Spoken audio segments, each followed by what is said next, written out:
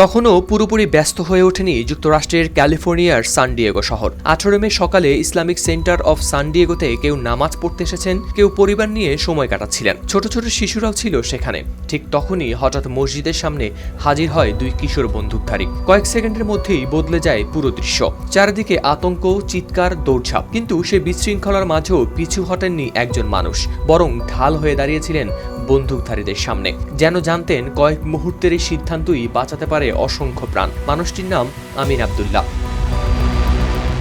San Diego কাউন্টির সবচেয়ে বড় এই মসজিদে নিরাপত্তা রক্ষী ছিলেন তিনি। হামলাকারীদের গুলিতে নিহত 3 জনের একজনই আমিন। তবে মৃত্যুর আগ মুহূর্ত পর্যন্ত তিনি চেষ্টা করেছেন অন্যদের নিরাপদে সরিয়ে নিতে।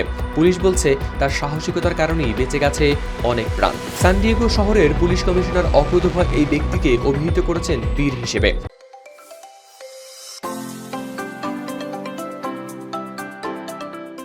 পুলিশ প্রধান স্কট ওয়াহল বলেছেন, আমিন নিঃসন্দেহে একজন বীর। তার অসাধারণ সাহসিকতা ঠেকিয়েছে ভয়াবহ রক্তপাত। আমিনকে খুব কাছ থেকে চিনতেন তার সাবেক সহকর্মী কাশিফুল হুদা। আল জাজিরার লেখা এক স্মৃতিচারণে তিনি বলেন, আমিন সবসময় অন্যকে আগলে রাখার মানুষ ছিলেন। মানুষের মুখে হাসি ফোটানোই যেন ছিল তার স্বভাব। বছর কয়েক আগে বাবার জানাজায় অংশ নিতে গিয়ে কাশিফ আবারও দেখা পান আমিনের।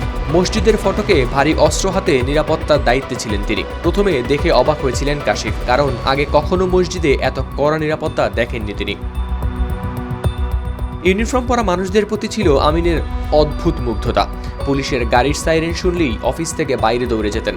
সেই মানুষটাই পরে নিজের স্বপ্ন পূরণ করেছিলেন, হয়েছিলেন নিরাপত্তারক্ষী। আর শেষ পর্যন্ত যেটাকে ভালোবাসতেন সেটা করতে গিয়ে প্রাণ দিলেন আমিন। আমিন ছিলেন একজন আফ্রিকান আমেরিকান মায়ের সন্তান। তিনি যেমন খাঁটি একজন আমেরিকান ছিলেন, তেমনই ছিলেন একজন নিবেদিত মুসলিম। তার নামের অর্থ ছিল বিশ্বস্ত। আর মৃত্যুর আগ মুহূর্তেও তিনি রেখেছেন নিজের নামের মর্যাদা। আর সান ডিয়েগো সেই মসজিদের সামনে হয়তো এখনো শুকিয়ে না যাওয়া রক্তের দাগ আছে, কিন্তু সেই দাগের ভেতরেও থেকে গেছে এক মানুষের সাহস, দায়িত্ববোধ আর আত্মত্যাগের গল্প। যে মানুষটি নিজের জীবন দিয়ে বাঁচানোর চেষ্টা করেছিলেন অন্যদের। হাওলাদার শামীম, RTV।